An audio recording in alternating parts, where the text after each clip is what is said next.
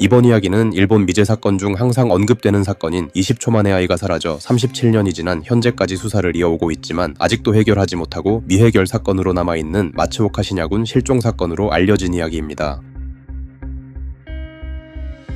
사건의 시작은 시냐의 외할머니가 돌아가시면서 시작됩니다. 이바라키현 우시쿠시에 살고 있던 시냐의 가족은 부모님, 누나와 동생, 그리고 마츠오카 시냐 이렇게 5식구는 외할머니 장례식에 참석을 하고 어머니 마츠오카 케이코의 친척집에서 하룻밤을 지내기로 합니다. 어머니의 친척집은 도쿠시마현 시다미츠정 해발 약 200m 산간부에 산길이 끝나는 막다른 지점으로 10m가량의 돌계단을 올라야 들어갈 수 있는 곳에 위치한 집이었습니다. 1989년 3월 7일 아침 8시경 시냐의 아버지 마츠오카 마사노부는 아침 식사 전 세 자녀와 조카를 데리고 10분 정도 집 근처를 가볍게 산책하고 돌계단을 올라 집으로 돌아왔지만 어째서인지 시냐는 산책을 조금 더 하고 싶어 하는 표정이었습니다. 아버지 마사노부는 안고 있던 동생을 어머니 케이코에게 넘겨주고 나왔을 땐 시냐는 이미 사라진 후였습니다. 아버지는 시냐가 근처에 먼저 산책을 갔을 거란 생각에 주변을 둘러봤으나 시냐를 찾을 수 없었고 쎄함을 느낀 가족들은 시냐를 찾으러 나섰지만 시냐의 흔적은 어디에서도 발견하지 못하였습니다. 결국 오전 10시경 경찰에 실종 신고를 하게 됩니다. 시냐가 혼자 산책을 나가 실종된 걸로 판단한 경찰은 소방대원, 자원봉사자들까지 3개월 동안 총 1,400명을 동원해 대대적인 수색을 벌였지만 시냐의 흔적은 어디서도 발견하지 못하였습니다.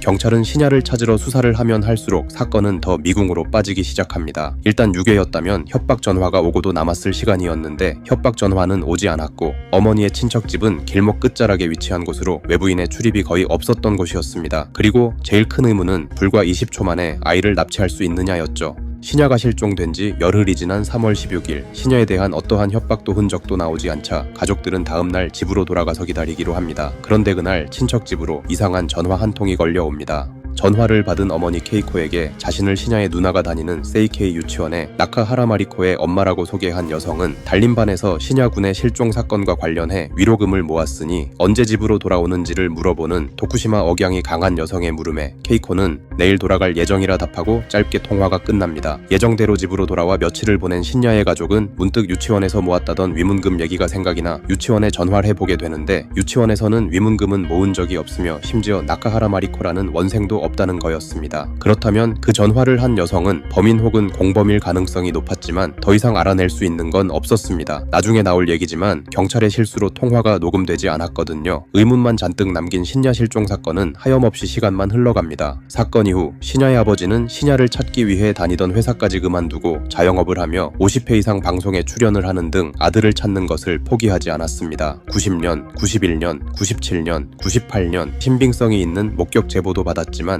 안타깝게도 그 이상의 진전은 없었습니다. 시냐가 실종된 지 6년 후인 1995년 미제 사건에 대해 관련 제보를 받는 방송 프로그램에서 시냐에 대한 관련 제보를 받는 생방송을 진행하게 됩니다. 유의미한 제보 없이 방송을 마무리하려던 분위기에 의문의 남성에게서 전화 한 통이 걸려오는데 진행자에게 본인을 가와사키시에 사는 하야시라고 소개한 남자는 익명을 보장해준다면 시냐의 행방에 대해 제보할 용의가 있음을 알려왔습니다. 이 얘기에 흥분한 나머지 진행자였던 아나운서가 남성의 이름을 발설해버렸고 그 남성은 그대로 전화를 끊어버립니다. 진행자는 거듭 사과하며 제보해줄 것을 부탁했지만 의문의 남성에게는 2번 다시 전화가 오지 않았습니다. 그 이후 안타깝게도 유의미한 제보는 없었죠. 시냐가 실종된 지 29년이 지난 2018년 1월 31일 일본 TBS에서 방영된 실종자 특집 프로그램에 출연한 남성이 주목을 받게 됩니다. 자신을 25살 와다류토라고 소개한 남자는 4살 때 납치되어 21살 때까지 모르는 아저씨에게 감금되었다가 17년 만에 도망쳤다고 진술합니다. 납치 전 기억이 전혀 없다는 이 남성은 신원 조회도 안 되었고 무엇보다 29년 전 실종된 마츠오카 시냐랑 외모가 많이 닮아 보였습니다. 경찰은 시냐의 부모와 DNA 검사를 진행했지만 사람들의 큰 기대와는 달리 결과는 불일치였고 시냐의 아버지는 페이스북에 이런 글을 남겼습니다.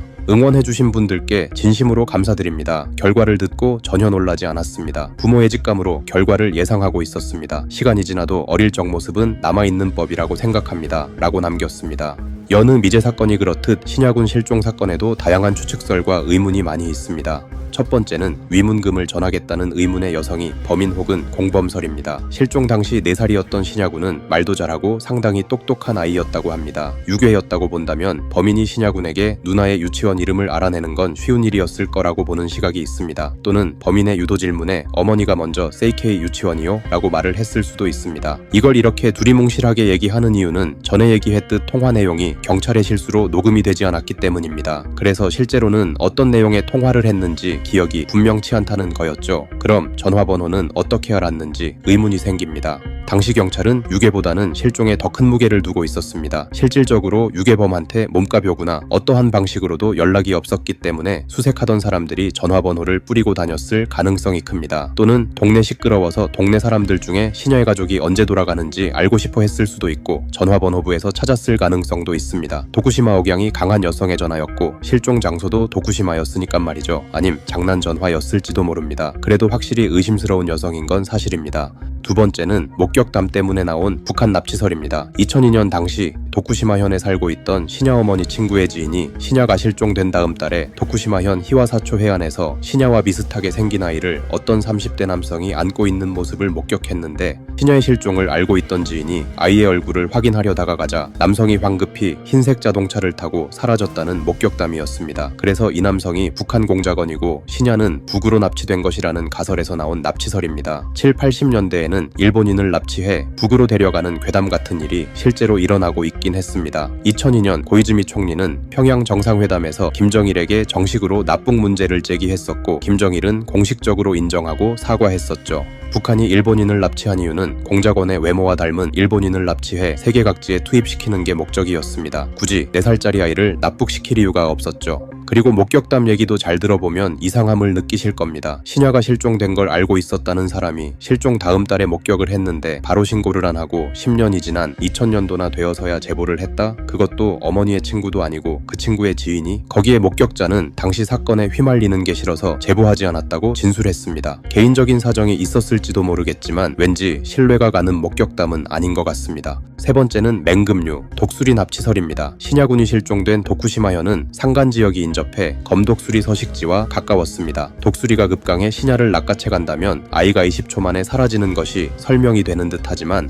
조류 전문가들은 불가능하다고 반박했습니다. 독수리가 사냥해 날아갈 수 있는 무게는 약 4kg 정도이고 4살짜리 아이 몸무게가 평균 15kg 정도인데 15kg짜리 아이를 20초 만에 낚아채 간다는 것은 불가능하다였습니다. 그리고 만약 독수리가 아이를 낚아챘다면 혈흔이나 명백한 흔적이 남아 있어야 하고 그 지역에 서식하는 검독수리는 사람을 사냥감으로 보지 않는다고 합니다. 사람을 극도로 연계하고 인공물이 생기면 둥지를 옮길 정도라고 하죠. 네 번째는 교통사고설입니다. 교통사고설은 금방 반박당합니다. 당시 근처에는 어떠한 흔적도 발견하지 못하였죠. 다섯 번째는 산속조난설입니다. 경찰, 소방대원, 자원봉사자들까지 3개월 동안 1,400명을 투입해 시냐를 찾았는데 제대로 된 수색이 됐을지가 의문이라 나온 설입니다. 예로 우리에게 뼈아픈 사건이죠. 개구리 소년 실종 사건 당시 연인원 35만 명을 투입해 와룡산을 이잡듯이 뒤졌지만 끝내 아이들을 찾지 못했죠. 그리고 11년 후 아이들 애유골이 와룡산에서 발견되었었죠. 이는 당시 수색 현장에 있던 형사의 증언에 의하면 시작은 하객진을 펼쳐 올라가지만 올라가다 보면 다들 길이 난쪽으로 몰려들어 결국 일렬로 올라가는 현상이 벌어졌다고 합니다. 한마디로 제대로 된 수색이 되지 않았다는 말이죠.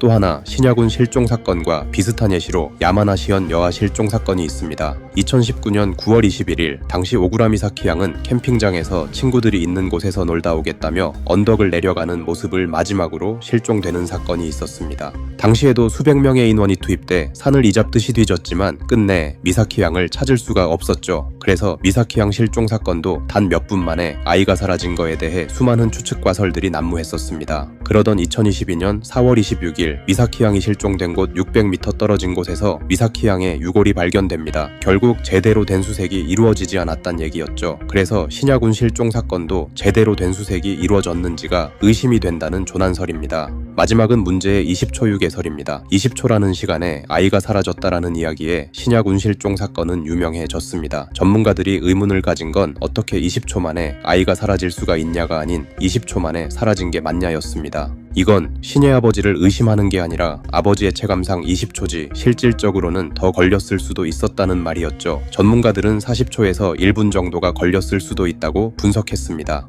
만약 전문가들의 의견이 맞다면 얘기는 완전히 달라질 수가 있기 때문입니다. 또 다른 20초설로는 일본 방송에서 시냐찾기 방송을 제작할 때 상황을 좀 더 극적으로 만들기 위해 만들어진 20초라는 이야기도 있습니다. 다음 영상은 중국에서 유괴 현장이 CCTV에 담긴 영상입니다.